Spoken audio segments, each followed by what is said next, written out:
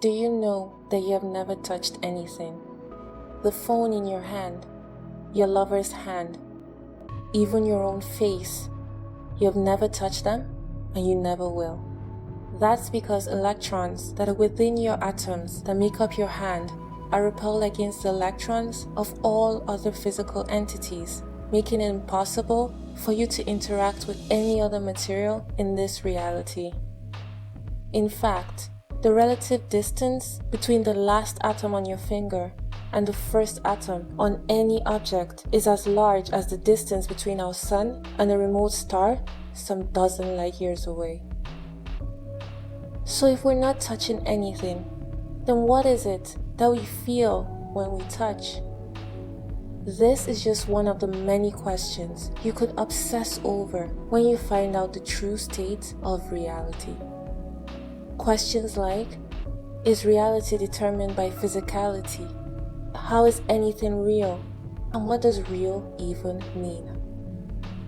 If you're curious to know the answers to some of the biggest questions of our existence on the nature of our reality, then keep watching this wonderful episode of Get Spiritual with me.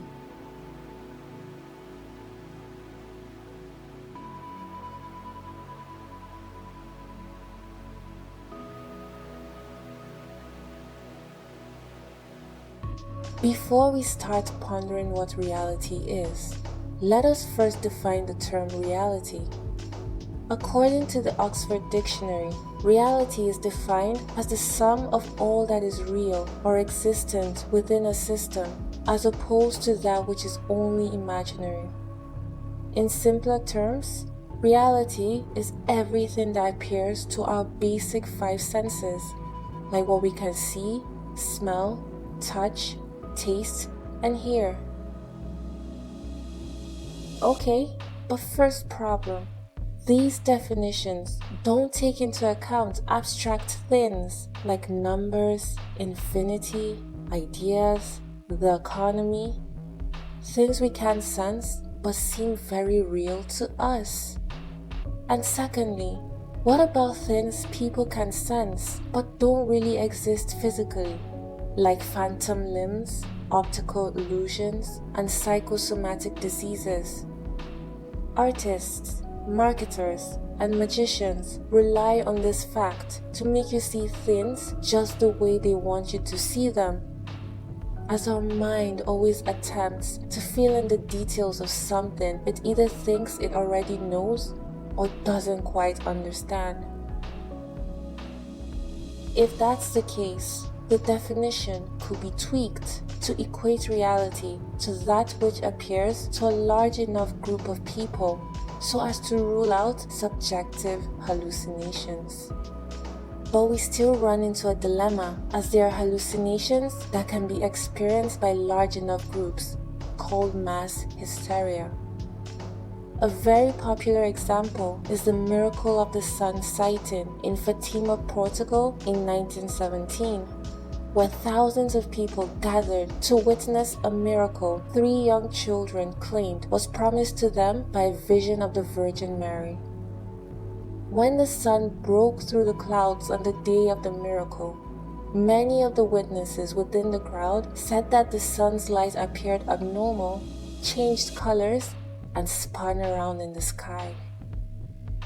Well, I guess we can throw this definition out the window. Because if many people believe in something so much that it manifests to them, then it doesn't make it reality. Maybe we could focus on another definition of reality by Philip K. Dick, who describes reality as that which when you stop believing in it doesn't go away. The issue is, things we don't want to regard as real can be stubborn too. Like anyone who has ever been trapped in a nightmare knows all too well. Since we can't settle on an actual definition on what reality is, let us at least understand what this dimension of reality is. In our current reality, our world is three-dimensional. That is, we live in a space-time continuum, whereby space is that of 3 dimensions: height, width, and depth. And time is constantly moving forward in terms of seconds, minutes, and hours. Time is a construct of the human mind to help us measure a sequence of events or a rate of change. The past and future are only a perception or an illusion. The past is gone and the future never comes. All is happening now and only now in this moment. Even though linear time is an optional belief, it is programmed into us as a default assumption of our 3D reality, and most of us go on thinking it is true. Therefore, we live in a box governed by restrictions set in place by our limited past experiences, perceptions, and the laws of science. Our perceptions are mental formations based on the basic 5 senses and the so-called 6th sense or intuition, which are driven by facts, myths, traditions, customs, beliefs, and a sense of reasoning that help to align the conscious attributes towards the desired vision. Simply put, we perceive this reality through the brain interpreting electrical impulses sent from sensory organs that interact with the pure energy around us to understand our world in a way that is convenient for us, taking into account our hardwired beliefs and past experiences. The perception of something by our senses seems like something automatic, but it is actually learned. If our brains hallucinate reality, then changing our perception of reality will affect what we experience in the next moment. This explains the way the law of attraction works, or the fact that our thoughts affect reality. The 3D way of perceiving reality is typically a reality of survival, competition, and control. The rational 3D mind works hard to keep us within a thin range of thinking and possibilities. If you can see it, taste it, or touch it, then you can prove it exists, and so it is real. Everything else is screened out by the ego as being fantasy and illusion, or something to be feared. So does reality really, objectively look the way we see it? The simple answer is no.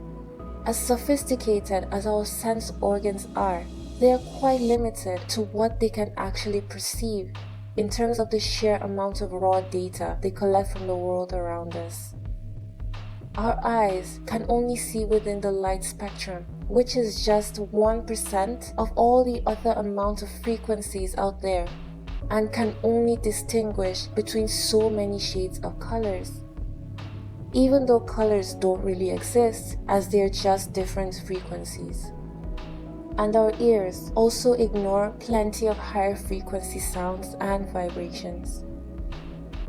Now imagine if you could see things as only pure energy or vibration, then reality as we know it would cease to exist altogether, since energy and vibration is everywhere, regardless of whether it is in the form of a human being, a droplet of water, a grain of sand, or a patch of air. You wouldn't be able to distinguish anything at all, regardless of what you were looking at. Like the inside of a house, a thunderstorm, or the void of space. Even you will cease to exist, just like a drop of water would lose all sense of boundaries as it enters the ocean. You wouldn't be able to tell where your fingers end and where the air surrounding them starts.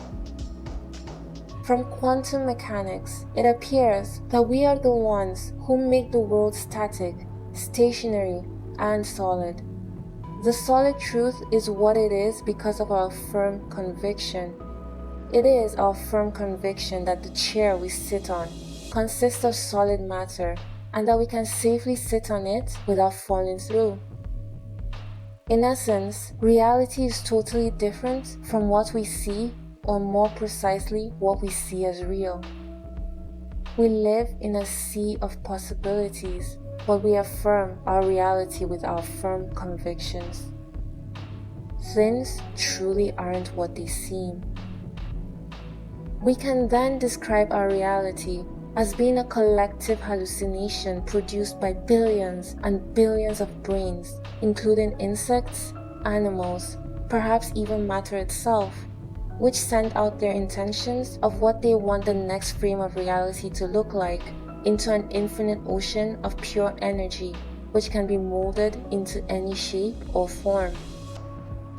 Eventually, we come to the realization that all concepts, time, space, mass, force, energy, and all the rest are not something we discover in nature or things that are in a real world, but concepts we invent in order to conveniently describe the behavior of things that we do observe in nature.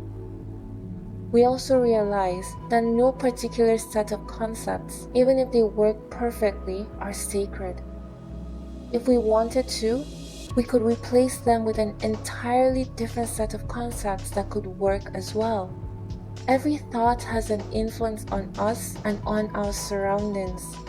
A negative thought has a negative effect, and a positive one has a positive effect.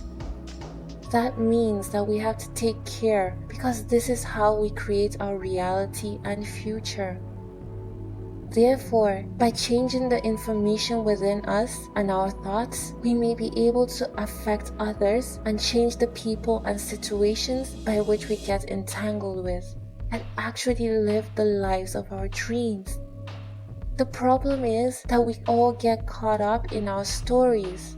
Most of us think we are our stories. It's when those stories take a life of their own and that life isn't the one we want that things start to suck. Think about the story you live in right now. Who wrote it? Did you consciously decide to create the reality you're living now? Or was it mainly shaped by your parents, friends, spouse, school, society, or the media? If you don't like the story you live in, then change the perception. Envision how you'd write the next chapter of your story. Or better yet, actually sit down and write it. Everything begins with a decision. Decide now to be in charge of your perception of reality. Because if you don't, there are plenty of folks out there whose sole purpose in life is to craft that perception for you. Do you trust them to have your best interest in mind? Focus your perception on creating a new reality, one where you are in charge of the story. Take back the job as screenwriter and director and stop just being an actor. Create the life of your dreams and live it to the fullest, because reality is truly what you make of it.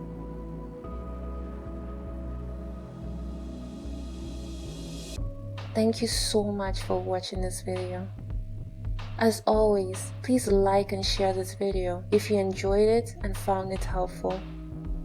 We would love to know your experiences on questioning this reality we're in. If you have anything to contribute, please feel free to do so in the comments below. If you're new to this channel, join the rising nation of divine creators. Subscribe now and turn on your notifications so that you don't miss any of our videos as we post new content every single day. Thank you and stay blessed. With all our love, Sam from Rainbow Color Nation.